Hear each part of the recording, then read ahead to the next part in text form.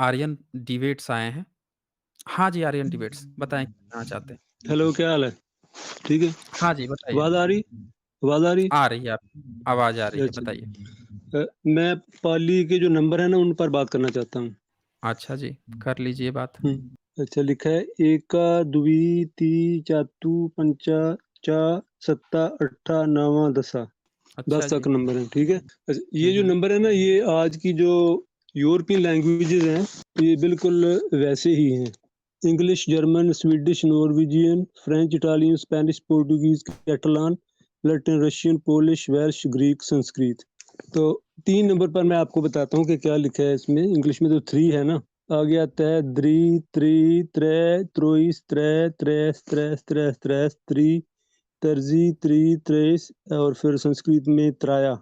तो ये number Europe में कैसे आ गए पाली के? आप बता सकते हैं? आपको एक बात पता है ना कि भारत से कौन-सा धर्म पूरी दुनिया में गया था? पता है कि नहीं पता हाँ, है? हाँ, लेकिन यही जो नंबर है ना आगे, वो मितनी जो है ना, उसमें भी हमें मिलते हैं।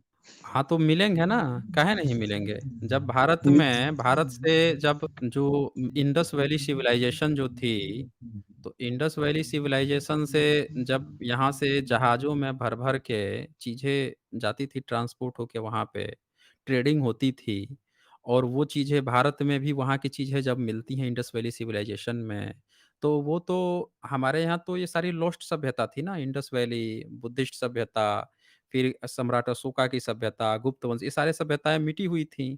तो बौद्ध भिक्षु जब जाते थे, उनसे पहले भी इंडस वैली सिविलाइज़ेशन के लोग भी तो आते-जाते थे। तो हमारे यहाँ तो एक कॉमन परंपरा थी ना, हमारे यहाँ कॉमन परंपरा थी। फिर बुद्धिज़्म ने जब यूनिवर्सिटी का विकास किया, जब वहाँ पे लोग जाने लगे, तो ये चीज़ें और कॉमन हो गई। तो इस तरह से विकास हुआ है ना, विकास इस तरह से हुआ है। अब बताइए? आपका कहना है कि ये इंडस वैली से वहाँ ये नंबर गए थे। इंडस वैली से एक अच्छा कनेक्शन था मेसोपोटामियन का। फिर बुद्धिस्ट सभ्यता में जब यूनिवर्सिटीज़ का विकास हुआ, तो और भी ज़्यादा विकास हुआ ज्ञान-विज्ञान का। तो ये और भी ज़्यादा विदेशों में आदान-प्रदान हुए। ये बुद्धिस्ट के माध्यम से हुए थे, क्योंकि सिर्फ़ बुद्धिस्ट ही ऐसे थे जो भारत से चीज़ों को दूसरे देशों में ले जाकर दे रहे थे। समझ रहे हैं ना? और भारत में अभी तक पूरे इतिहास में कहीं ऐसा प्रकरण नहीं आया है कि किसी दूसरे देश का विद्यार्थी किसी दूसरे देश में जाके पढ़ाई-लिखाई करता हो। लेकिन भारत के जो यूनिवर्सिटीज़ थी, नालंदा, तक्षशिला, तेल्हारा, ऐसे न जाने 100 से ज़्यादा यूनिवर्सिटीज़ थी। यहाँ पे विदेश से लोग पढ़ने आते थे, इसके पुख्ता प्रमाण मिलते हैं। यहाँ पे प्रमाण मिलते हैं, वो नोट्स मिलते हैं, 15-15 साल रह-रह के पढ़ते हैं, तो इससे ये पता चल रहा है कि विदेशों से लोग भारत में आते थे या फिर यहाँ से पढ़ के वहाँ पे जाते थे, तो यहाँ की चीज़ें सीख के जाएँगे ना। आज हमारे देश की भाषा अंग्रेजी हो गई है। अब अंग्रेजी हो गई है तो लोग जा रहे हैं अमेरिका में वहाँ से सीख के नई-नई तकनीक, नई-नई चीज़ें, अभी कुछ होता है तो ट्रेनिंग करने के लिए अमेरिका चले जाते हैं, यूरोपियन कंट्री में चले जाते हैं। तो वहाँ से चीज़ें सीख-सीख कर आके अपने देश में करते हैं। अब भविष्य में ये इतिहास लॉस्ट हो जाए और कोई कहे कि भई देखो अंग्रेजी तो अमेरिका और यूरोप में चलती थी, ये भारतीयों में कहाँ से अंग्रेजी में ये चीज़ें मिल रही हैं? कोई भी कह देगा कि भारत के लोग आए थे, पढ़ने के लिए अमेरिका में गए थे, वहाँ से नई-नई टेक्नोलॉजी भी सीख के आए थे, तो यहाँ पे आके भारत में अपने देश में भी बना लिए थे वैसी-वैसी चीज़ें। ये तो एकदम कॉमन सी बात है ना? अब बताइए? हाँ, तो ये जो नंबर लिखे हैं ना, एकावर्तन, तेरावर्तन, पंचवर्तन, सत्वर्तन, नववर्तन। हुँ, जैसे परिवर्तन शब्द है ना, तो हुँ, इसके लिए वो वर्तन यूज़ हो रहा है, मतलब घोड़ों को सुधारने के लिए वो यूज़ करते थे। यानी 1 हुँ। चक्कर, 2 चक्कर, 3 चक्कर, 4 चक्कर, 5 चक्कर इस तरह का। तो ये भी तो यहाँ का ही शब्द लगता है ना, वर्तन शब्द जो वो यूज़ कर रहे थे। आप ये बताओ, सीधे-सीधे मुद्दे पर आओ, आप अपने को क्षत्रिय कहते हो ना? हाँ, आप कभी विदेश में गए हो ज्ञान-विज्ञान का प्रचार करने? आपका धर्म गया है कभी विदेश में ज्ञान प्रचार करने? या आपके किसी यूनिवर्सिटी में, गुरुकुल में विदेश के कोई छात्र पढ़ने आए हैं? भाषा का आदान-प्रदान किए हो कभी? नहीं अगर सिंधु घाटी जो है उसको अगर वैदिक सभ्यता मान लिया जाए, तो कैसे फिर मान वो लिया जाए? वैदिक कैसे लोग मान ही लिया जाए? बाहर आपके गए थे किसी ना। कैसे मान लिया जाए? आपके किसी स्क्रिप्चर में उसका ज़िक्र है? नहीं, आपके किसी स्क्रिप्चर में, आपके किसी भी धर्म ग्रंथ में सिंधु घाटी सभ्यता का ज़िक्र है? आपको पता था उसके बारे में? हाँ, पता था, वो महाभारत में कहाँ लिखा कहाँ है ना। ज़िक्र है? महाभारत महाभारत में क्या में लिखा है? लिखा है क्या कि लिखा है महाभारत में? महाभारत के टाइम पर सिंधु सुवीर का जो राजा था वो जिद्र था। क्या था? पंजाब का राजा शालिया था, गंधार अफ़गानिस्तान का राजा जो था वो शकुनी था। बड़ा आप तो जी। खतरनाक कहानी बता दिए। आप तो जानकारी का एक बड़ा सोर्स दे दिए। आइए आपकी महाभारत आपको दिखाता हूँ। आप पंजाब की बात कर रहे हैं ना? पंजाब का राजा ये था, वो था, हैं? हाँ।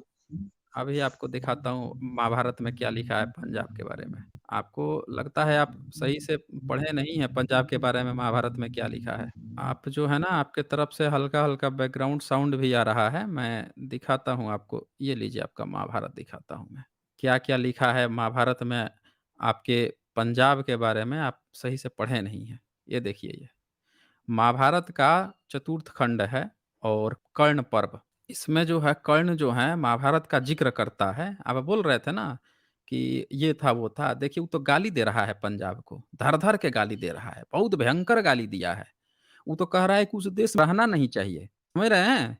कह रहा है कि पंजाब ऐसा देश है, वहाँ को बाहिक कह रहा है कि सब बाहिक देश है, हमारे देश से बाहर के देश हैं। अरे पंजाब को ब्राह्मणों ने अपने देश से बाहर का देश घोषित कर दिया था। आप पता नहीं कहाँ पहुँच गए आप अपना बर्तनी पहुँचाने के लिए, सीरिया में। पता नहीं कैसे बाबूजी खोजने पहुँच जाते हैं सीरिया में। देखिए ये आपका क्या कहता है, ये कर्ण और मद्र में मारामारी हो जाती है। मद्र जो देश है, वो कर्ण जो है गाली देता है, कहता है तुम्हारे मद्र देश की जो औरतें होती हैं बड़ा गंदी संधि कहता है नंगी होके नाचती हैं। गंदी-गंदी गालियाँ दिया है इसमें धर-धर के। लोगों को बारे में लुटेरे और पता नहीं क्या-क्या कहा है। ये दिखाता हूँ मैं सबूत आपका। आप पंजाब की बात कर रहे थे ना? अरे आप तो पंजाब को बाहिक देश बोल दिए थे। आप बात कह रहे हैं ये देखें, ये कहता है 5 नंबर श्लोक, कहता है वहीं किसी वृद्ध एवं श्रेष्ठ ब्राह्मण ने बाहिक और मद्र देश की निंदा करते हुए वहाँ अब ये सुना रहा है। कर्ण जो है इसको सुना रहा है, शल्य को सुना रहा है, कह रहा है कि तुम्हारा देश की हकीकत क्या है, मैं तुमको बताता हूँ। देखो ये ब्राह्मण जो हैं उन्होंने धृतराष्ट्र की सभा में क्या कहा है, सुनो ध्यान से। अब 6 नंबर 7 नंबर श्लोक सुनाता है। क्या कहता है इसमें? कहता है जो प्रदेश हिमालय, गंगा, सरस्वती, यमुना और कुरुक्षेत्र सीमा से बाहर है तथा जो सतलज, व्यास, रावी, चिनाब और झेलम इन पांचों एवं छठी सिंधु नदी के बीच में स्थित है उन्हें बाहिक कहते हैं। वे धर्म बाह्य और अपवित्र हैं, उन्हें त्याग देना चाहिए। सुन रहे हो आप? पंजाब देश की आप बात कह रहे हो, आपके ब्राह्मणिकल स्क्रिप्चर में, आपके महाभारत में धर-धर के गाली दी गई है पूरे पंजाब को। आज जो पंजाब का एक बहुत बड़ा हिस्सा जो चला गया है पाकिस्तान में, इन सबको धर-धर के गाली दी गई है। पंजाब के लोग ऐसे ही थोड़े जो कभी खालिस्तान की आवाज़ें उठती हैं, उसकी जड़ें आपके धर्म ग्रंथ में मौजूद हैं। आपने इतना नीचा दिखाया है पंजाब के लोगों को, पंजाब के भाई लोगों को इतना नीचा दिखाया है, वहाँ की औरतों, बहनों, माताओं को इतना नीचा दिखाया है आपने कि वो लोग डिमांड करते आए हैं इस तरह की चीज़ों को। इसकी जड़ें आपके किताब में मौजूद हैं। आप ये देखो ये कैसी बात आप लिख रहे हो, क्या लिख रहे हो कि जो सतलज, व्यास, रावी, चिनाब और झेलम इन पाँचों एवं छठी सिंधु नदी के बीच में स्थित है, उन्हें बाहिक कहते हैं, वे धर्म बाह्य हैं या धर्म से बाहर के लोग हैं। अपवित्र हैं। आप उनको अपवित्र कह रहे हो, उन्हें त्याग देना चाहिए। आप कह रहे हो बायकॉट कर दो, तो वही लोग तो डिमांड कर दिए थे कि जब तुम्हारे धर्म ग्रंथ हमारी निंदा करते हैं, हमारे लोगों को गाली देते हैं, कहते हैं कि हमारे धर्म में ही तुम नहीं हो और हमें त्याग देने की, तो भैया त्याग दो हमको। हमको त्याग दो फिर। यही तो डिमांड करते हैं। इसकी जड़ें आपके किताब से आती हैं। समझ रहे हैं ना? आप बता रहे हैं कि पंजाब का इसका, अरे आप सीरिया खोज रहे हैं, आपने भारत के ही भूभाग में, आप दूसरे भूभाग में नहीं गए हैं, कहानी बता रहे हैं। और सुनिए आगे क्या कहते हैं। ये 8 नंबर में कहता है गोवर्धन नामक वटवृक्ष और सुभद्र नामक चबूतरा, ये दोनों वहाँ के राजभवन के, तो ये बचपन से भूला नहीं हूँ। 10 नंबर श्लोक। अब ये आगे कहता है वहाँ शाकल नामक एक नगर और आपगा नाम की एक नदी है, जहाँ जार्तिक नाम वाले बहिक निवास करते हैं, उनका चरित्र अत्यंत निंदित है। अब पूरा जो है आप वहाँ पे एक नदी के किनारे जो बसे हुए लोग हैं, पूरा एक नगर जो है शाकल, उन्हीं को गाली देना शुरू कर दिए। तो आपके धर्म ग्रंथ जो हैं कूट-कूट के भारत के ही प्रदेशों को गाली दिए हैं। ये क्या कह रहे हो आप कि वे भुने हुए जौ, श्लोक नंबर 11, वे भुने हुए जौ और लहसुन के साथ गोमांस खाते हैं और गुड़ से बनी हुई मदिरा पीकर मतवाले बने रहते हैं। पुआ, मांस और बाटी खाने वाले बाहिक देश के लोग सील और अचार से शून्य हैं। अब आप जो है डिसाइड कर रहे हो कि आपकी तरह कोई हो जाए तब तो वो सील से है। आपसे विभिन्न अगर मत रखता है, विभिन्न खान-पान है तो आप उसको नीच बना दिए। और सुनो 12 नंबर में, वहाँ की औरतों को आपने कैसे गाली दिया? कह रहे हो वहाँ की स्त्रियाँ, ये सुनो, ये कैसे आप जो है भारत की ही स्त्रियों को कैसे नीचा, माताओं, बहनों को पंजाब के कैसे नीचा आपने दिखाया। लिखते हो, वहाँ की स्त्रियाँ बाहर दिखाई देने वाली माला और अंग राग धारण करने वाली मतवाली। आप देखो क्या लिख रहे हो, गंदी भाषा आपने। कह रहे हो वहाँ की औरतें जो है मतवाली तथा नंगी होकर, आप लोग उनको नंगा-पूँगा बता रहे हो, हैं? अपने धार्मिक स्क्रिप्चर में, और बता रहे हो महाभारत में आपके पंजाब का ज़िक्र है और आप जो है वहाँ से वहाँ चले गए थे। इंडस वैली का सिविलाइजेशन कह रहे हैं, आप तो गाली दे रहे हो। जो क्षेत्र इंडस वैली सिविलाइजेशन का सबसे बड़ा क्षेत्र है, वहाँ के लोगों को आप गाली दे रहे हो, आपकी तो ये सिविलाइजेशन ही नहीं है। कहानी गढ़ रहे हो कि वहाँ से वहाँ चले गए, आप जाते थे विदेश में। और सुनो क्या कहते हो, तथा नंगी होकर नगर एवं घरों की चार दीवारियों के पास गाती और नाचती हैं। आप जो हैं वहाँ की पंजाब की महिलाओं को क्या कह रहे हो, नंगी होकर नाचती गाती हैं। हैं? कितने धूर्त हो, कैसे बेवकूफ लगती हो। 13 नंबर में आप क्या लिखते हो, वे गधों के रेंकने और ऊँटों के बलबलोने की आवाज़ में मतवालेपन में भी भाँति-भाँति के गीत गाती हैं। अब आपको क्या दिक्कत है कि क्या रेंक रहा है, क्या नहीं रहा है, वो गीत गा रही हैं तो, इसमें भी आपको दर्द है। और क्या कह रहे हो, मैथुन काल में भी पर्दे के भीतर नहीं रहती हैं। अब आपको इस बात की भी चिंता है, आप जाके फाड़ के किसी के घर आंगन देख रहे हो क्या कि कौन मैथुन कर रहा है तो पर्दा में है कि नहीं है? हैं? दूसरों के घर के भीतर घुस-घुस के आप चेक करते हो क्या? कौन कैसे मैथुन कर रहा है? ये सब गंदी-संदी बातें लिख रहा है यहाँ पे। ये सब की सब सर्वथा स्वेच्छाचारिणी होती है। अब आपने पूरे पंजाब की महिलाओं को क्या गाली दे दिया कि वे सर्वथा सर्वेक्षाचारिणी होती हैं। तो क्या महिला आपके घुट के रहे क्या? आपके अंदर रहे क्या? मतलब आपके से दब के रहे क्या? हैं? आप गर्भवती हो तो उसको घर से बाहर लात मार के भगा दो तो वो भाग के चले जाए क्या वो? उसका अपना कोई विचार-विचार नहीं है क्या? आप लोगों की सोच जो है पंजाब के लोगों और महिलाओं के ये पूरे महाभारत में मेंशन है। और सुनो ये 14 नंबर श्लोक में क्या कहता है? मद से उन्मत्त होकर परस्पर सरस विनोद युक्त बातें करती हुई, मतलब अब देख लीजिए, मद से उन्मत्त होकर विनोद युक्त बातें करती हुई वे एक दूसरे की ओर घायल की हुई, वो किसी की मारी हुई, हे पति मर्दिते इत्यादि कहकर पुकारती और नृत्य करती हैं। तो अरे भाई वो कैसे भी पुकारे अपने पति को, अपने लोगों को, उनकी इच्छा है। इसमें आपका क्या दर्द उठ रहा है? नृत्य करती हैं और क्या कह रहा है, पर्वों और त्योहारों के अवसर पे तो उन संस्कारहीन रमणियों के संयम का बांध और भी टूट जाता है।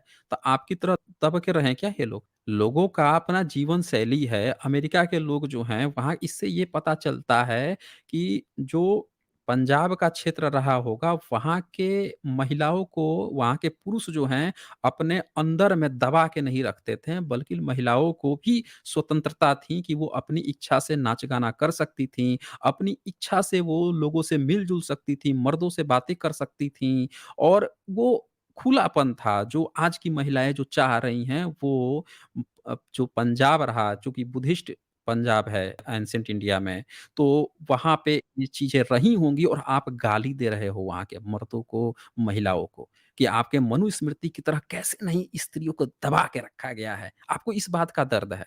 आप कहानी बता रहे थे। और सुनो यहाँ पे 15 नंबर श्लोक में, उन्हीं बहिक देश मदमत एवं दुष्ट स्त्रियों का कोई संबंधी वहां से आकर कुरु जांगल प्रदेश में निवास करता है। वह अत्यंत खिन्न चिंत इस प्रकार गुनगुनाया करता है। क्या कहता है तो 16 नंबर में, 16 नंबर में आप क्या लिख रहे हो? लिख रहा है, निश्चित ही वह लंबी गोरी और महीन कंबल की साड़ी पहनने वाली मेरी प्रेयसी कुरुजांगल प्रदेश में निवास करने वाली मुझ बहिक को निरंतर याद करती सोती होगी। तो भई वो उसकी अपनी प्राइवेट लाइफ़ है ना, वो अपने लाइफ़ में उसकी कोई प्रेमिका होगी तो याद करेगा, उसमें भी आपको दर्द है। 17 नंबर में क्या लिख रहे हो? मैं कब सतलज और उस रमणीय रावी नदी को पार करके अपने देश में पहुँचकर शंख की बनी हुई मोटी-मोटी चूड़ियों को धारण करने वाली वहाँ की सुंदर स्त्रियों को देखूँगा। अब मोटी-मोटी चूड़ियों को धारण करने वाली, यानी कि आप ये देख लो कि मेरे ख़्याल से आज भी जो पंजाब के लोग हैं, वहाँ पे ये चीज़ें फ़ेमस होंगी कि महिलाओं की जब शादी होती है, तो शायद वो ज़्यादा चूड़ियाँ पहनती हैं। ऐसा आर्कियोलॉजी में भी देखने को मिला है, जो बुद्धिस्ट शिल्प कला है, गंधार शिल्प कला है, वहाँ पे भी दिखाया गया है कि जो बुद्ध की माता का जब चित्र बनाया जाता था, उसमें ज़्यादा चूड़ियाँ पहनाई जाती थी, जो दिखाया गया है वहाँ पे। तो शायद आज भी प्रचलन में होगा वहाँ पे, जो लोग होंगे वो फीडबैक दे सकते हैं। उस आपको इसमें भी दिक्कत है, वो अपनी कल्पना कर रहा है वहाँ का व्यक्ति, उसमें भी आपको दिक्कत है। अब क्या आगे आप क्या लिख रहे हो? आगे मैं आपको और दिखाता हूँ आपने क्या-क्या ये कहा है। 29 नंबर, हाँ, ये 31-32 नंबर पे आ जाओ।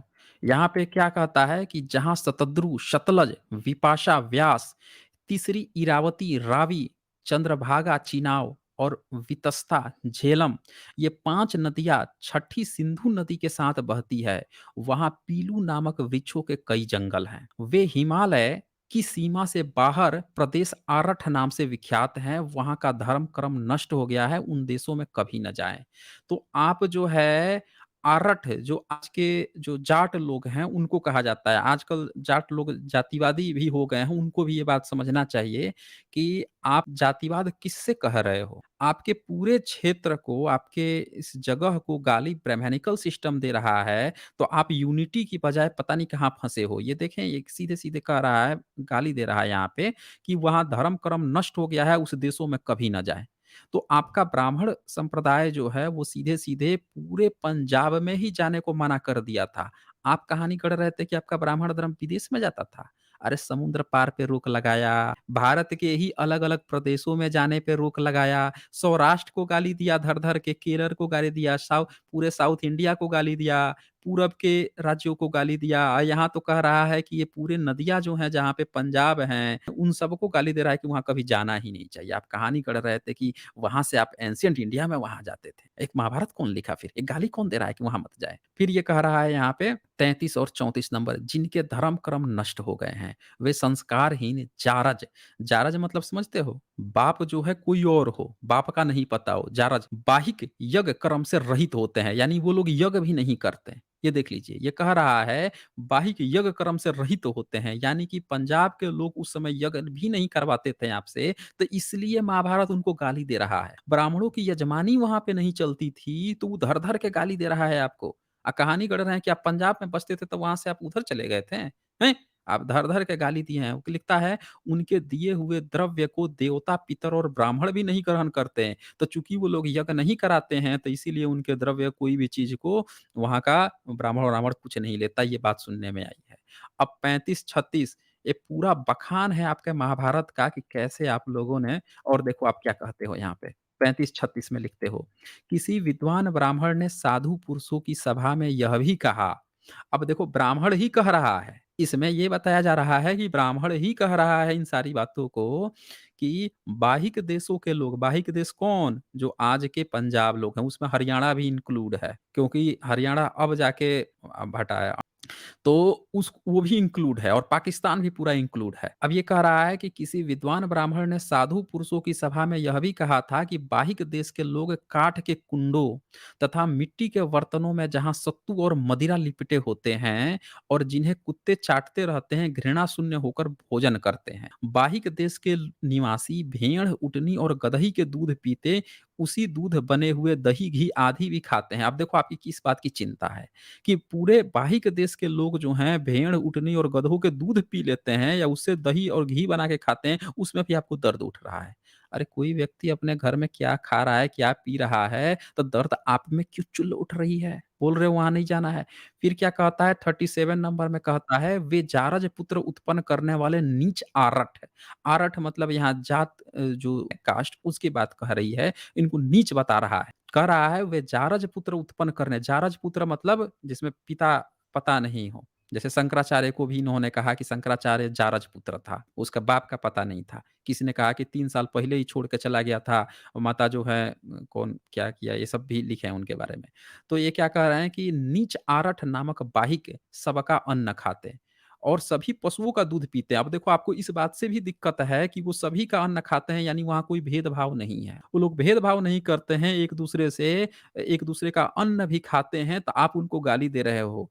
तो भाई मैं तो ये कहूँगा कि आज के जो भी जाट भाई लोग हैं, जो आप पे क्लेम आ गया है कि आप जातिवाद कर रहे हैं, तो आप ये देख लीजिए कि आपके पूर्वज शायद पहले नहीं करते थे जातिवाद, याद रखिएगा। तो क्या आप ब्राह्मणी व्यवस्था से हाथ मिला लिए हैं? ब्राह्मणी व्यवस्था तो आपको गाली दे रही थी, तो क्या आपने उनसे हाथ मिला लिया कि नहीं, नहीं अब हम जातिवाद करेंगे भाई, अब हम ब्राह्मणी भले ही हम जो हैं बने रहेंगे, अलग धर्म अपना लिए हैं लेकिन अब हम करने लगेंगे। ये देखिए ना यहाँ से, ये पूरा महाभारत ये डील्स कर रहा है कि गाली आपको भी पड़ रही है कि सबका अन्न खाते हैं, यानी कोई भेदभाव नहीं था और सभी पशुओं के दूध पीते हैं, अतः विद्वान पुरुष उन्हें दूर से ही त्याग देना चाहिए। लो भाई साहब, इनको दूर से ही त्याग देना चाहिए। तो ये सारी बातें जो हैं आपके महाभारत जो है चीख-चीख के कह रही है, कहाँ गए ये?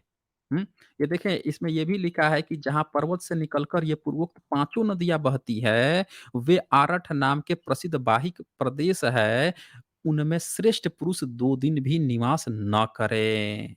कह रहा है कि 2 दिन भी वहाँ पे नहीं निवास करना है और 43 नंबर तो क्या लिख रहा है, कारस्कर, माहिसक, कुरंड, केरल, केरल का भी नाम आ गया, करकोटक और विरक जो साउथ इंडिया है उसका भी नाम यहाँ पे लगे हाथ दे दिया कि इन देशों में धर्म आचार दूषित है, इन सब का त्याग कर देना चाहिए। यानी ये सारे बुद्धिस्ट देश थे, इन सब का त्याग कर देना चाहिए। तो मिस्टर आर्यन डिबेट अब आप क्या कह रहे थे? यार मेरी भी बात सुन लो, आपने इतना लंबा लेक्चर आप दे दिया। सुनाइए। मैं सारी अरे बातों लंबा का जवाब लेक्चर का कैसे दे सकता हूँ? आपका पूरा मैंने दिखा दिया ना, जो पंजाब बता रहे थे आपकी पंजाब से आपके लोग गए थे। दिखा दिया मैंने क्या हाँ, तो हैसियत बाद में लिखा नहीं होगा उन्होंने ना, अपने जब यहाँ धर्म पर ग्रंथ में बाहर लिखा। वालों का कब्ज़ा हो गया होगा, अ, दूसरा कोई धर्म आ अच्छा, गया तो उन्होंने अच्छा, किसी ब्राह्मण ने अच्छा, लिख दिया ऐसी बातें। तो ये अच्छा, तो पहले की अच्छा बातें ब्राह्मण ने मैं लिख बता दिया। रहा ए हूँ। एक 1 मिनट, 1 मिनट। तो साथियों सुन लिया आपने? इनकी पूरी पोल पट्टी खुल गई महाभारत की। अभी इन्होंने शुरू में क्या कहा था कि ये महाभारत में दिया हुआ है और महाभारत खोल के दिखा दिया तो अब मिलावटी का रोना लोने लगे, कोई आगे लिख दिया होगा इनकी महाभारत की किताब। हैं? इनकी महाभारत की किताब कोई और आके लिख दिया और ये पीढ़ी दर पीढ़ी इसको ढो के ला रहे हैं। गजब गजब बकलोली है भाई। मतलब गजब बकलोली है। रेफरेंस पहले उसी का खोल के दिखा दो तो मिलावटी हो गया। कोई लिख दिया होगा। काहे इतना झूठ बोलते हो? काहे इतनी जगहसाई करते हो आर्यन डिबेट? चलें बताएँ अब, बताएँ क्या कहना चाहते हैं? वो बातें तो उसमें भी लिखी हुई है ना, ऋग्वेद में भी ऐसे हुँ, बातें लिखी हैं कि ये कहाँ बुखार लिखी को है? कहा है कि दूसरे एरिया में चला जा, ऐसी भी हुँ, लिखी हुई हैं बातें। कहाँ लिखी हैं? कहाँ लिखी हैं? ऐसी बातें तो एक एक स्टेट के जो दूसरे स्टेट को गालियाँ देते हैं और क्या करते हैं। ये किसी कहाँ एक देते स्टेट के हैं? ब्राह्मण ने दूसरों को कह अरे दिया होगा इस भाई, तरह। आपके महाभारत में जब पूरे के पूरे देश साथ मिलके लड़ाई किए हैं, आपका महाभारत आप क्लेम कर रहे हो कि व्यास ने लिखा, ये पीढ़ी दर पीढ़ी ढो के लाने का दावा आप कर रहे हो। जब तक कोई किताब नहीं खोल दे तब तक तो आपके व्यास जी ने लिखा है भाई, 5000 साल पुराना है भाई, ये तो कृष्ण की वाणी है भाई, इसी में गीता कृष्ण की वाणी है भाई, सब चीज़ ये है, वो है, हर चीज़ अच्छी है, परफेक्ट है। जब तक कि किताब कोई खोल के आपको ना दिखा दे। बस किताब खोल के कोई दिखा देता है, आपकी गंदगी जब बाहर आ जाती है, आपकी पूरी तरह से एक्सपोज़ हो जाते हो, बुरी तरह से एक्सपोज़ हो जाते हो, बस आप रोना शुरू कर दोगे। कोई और लिख दिया होगा, ये लिख दिया होगा। क्यों ऐसा झूठ बोलते हो? क्यों अपनी जान हँसाई कराते हो आर्यन डिबेट? अब बताएँ क्या कहना है आपको? ये तो आप लिखने वाले को कहो ना, ये नहीं, राजपूत नहीं ने तो नहीं लिखने लिखे वाले ग्रंथ। नहीं। ग्रंथ तो अरे ब्राह्मणों ने लिखे तो हैं। आप बचाने क्यों आए हो फिर? जब मैं राजपूत ने बचाने नहीं नहीं आया, लिखे हैं, मैं तो तो उसमें राजपूत ने ऋग्वेद लिखा है। राजपूत ने ऋग्वेद जो लिखा सही है। बातें हैं वो मैं आपको बताने आया हूँ कि ये राजपूत जो महा राजपूतों ने क्या ऋग्वेद लिखा है? रामायण और महाभारत जो है, राजपूतों ने ये लिखा तो है। ये तो इतिहास की बात है ना। इतिहास जो है वो तो चलता रहता है, एक जगह पर आकर रुक तो नहीं जाता ना। आपको राजपूत शब्द भी जो है ना राजपुत, ये भी त्रिपिटक से आया है। समझ रहे हैं ना? आपके ऋग्वेद में क्षत्रिय भी नहीं राजन्य शब्द है। समझ रहे हैं? ऋग्वेद में राजन्य क्षत्रिय शब्द भी नहीं है और राजपूत शब्द जो है ये आपके धर्म ग्रंथ में जनरली मिलता नहीं है। राजपूत जो शब्द है इसका ओरिजिन जो है त्रिपिटक से आया है। आप अपना असली इतिहास नहीं पढ़ रहे हो, इसीलिए मुझे डाउट होता है आप पे कि आप वास्तव में भी राजपूत हो कि नहीं हो। क्योंकि कोई भी व्यक्ति सबसे पहले अपना ओरिजिन खोजता है, अपना सच खोजता है कि हमारा सच कहाँ से आ रहा है। आप कह रहे हो कि ब्राह्मण ने लिखा है, फिर ब्राह्मण की किताब ही डिफेंड करने आ जा रहे हो, हैं? आप अपने को राजपूत बता रहे हो, राजपूत शब्द का 500 साल से पुराना इतिहास पूछ दो, आपको नहीं पता होगा। इसी तरह से भारत में महतो लगाते थे, कुर्मी-कोइरी लोग, उनको उसका इतिहास नहीं पता था। धीरे से ब्राह्मणों ने उनको कुशवाहा पकड़वा दिया और कुछ-कुछ करवाने लगे। उन्होंने धीरे-धीरे कुशवाहा लिखना नापने को शुरू कर दिया। अब किताब खुला त्रिपिटक का तो पता चला कि त्रिपिटक में तो महतो शब्द आया है, महान लोग होता है, राजपूत शब्द आया है, जो राजा का पुत्र होता है। ये सारे शब्द तो बुद्धिस्टों के थे और वही चीज़ जो है धीरे-धीरे इन लोगों में आए थे क्योंकि ये लोग बुद्धिस्ट थे। अब ब्राह्मणिकल सिस्टम ने पिछले 100 साल के अंदर देखो कैसे कॉन्स्पिरेसी खड़ा की। इनको इनके ही शब्द से गायब करके इनको कुछ और पकड़ाना शुरू कर दिया। असली गेम इधर हुआ है और आप गेम नहीं समझ रहे हो। आप आते हो उन्हीं स्क्रिप्चर्स को बचाने और उन्हीं स्क्रिप्चर से जब पोल खुल जाती है फिर कहते हो कि वो ब्राह्मणों ने लिखा है। तो आपने क्या लिखा है? आप अपना इतिहास बताओ ना फिर। बताएँ राजपूतों ने क्या लिखा है? वही बता दीजिए आप। कौन-सा धर्म ग्रंथ लिखा है? नहीं, ये जो जो हुँ। बुद्धिस्टों ने जो लिखा है तो उससे पहले की ये लैंग्वेज थी ना, उन्होंने इन्वेंट तो नहीं कौन-सी की ना नई लैंग्वेज? लैंग्वेज। कौन-सी लैंग्वेज थी बुद्धिस्ट से पहले की? जितनी भी बता दीजिए। लैंग्वेजेज़ हैं, वो तो एक पहले बता से दीजिए थी। ना आप। एक बता दीजिए कोई ना मुझे नई आप। नई लैंग्वेज तो नहीं बनाई ना। आप एक लैंग्वेज तो बता दीजिए जो बुद्धिस्ट से पहले अच्छा थी। हाँ, तो पंजाबियों के बारे में सुन लो, पंजाबी जो है दुनिया की बहादुर कौमों में से एक बहादुर कौम है। इसीलिए ब्राह्मण संप्रदाय अपने महाभारत में कूट-कूट के गाली दिया है। ये बहादुर कौम हैं, सब जानते हैं कि हमारे पंजाबी भाई लोग जो हैं, वो भारत के सबसे महान योद्धाओं में से एक हैं, रहे भी हैं, इतिहास गवाह है इसका। लेकिन ये ब्राह्मण संप्रदाय अपने धर्म ग्रंथ में पीढ़ी दर पीढ़ी ढो के लाया, इतनी गाली, मतलब वहाँ की स्त्रियों तक को नहीं छोड़ा। और आप जो है उसको डिफेंड करने आ रहे हो। आप उन चीज़ों को डिफेंड करने आ रहे हो जो आपको ही गाली दिए हैं फिर भी आप उन्हीं को बचाने आ रहे हो, उन्हीं के धर्म को बचाने आ रहे हो उसी में अपना इतिहास खोज रहे हो। असल इतिहास से अभी भी आप दूर नहीं हो, आपको नहीं लगता है? बताइए। नहीं, नहीं, बात तो सुनो ना, कमज़ोर आदमी जो है वो जो ताकतवर होता है उसको गाली दे सकता है और बेचारा क्या करेगा फिर? आप कब कमज़ोर हो गए? नहीं, पंजाबी बहादुर कौम है, अगर उनको कोई गाली देता है तो कोई बात नहीं, पंजाबी तो जहाँ भी जाते हैं उनको गालियाँ पड़ती हैं क्योंकि आप वो आगे से आपको मारते हैं ना, गाली उनको छेड़ता है तो मारते हैं, तो फिर तो आप जिस उनको फिर गाली थाली में खा रहे हो आप तो जिस थाली में खा रहे हो उसी में फिर छेद कर रहे हो।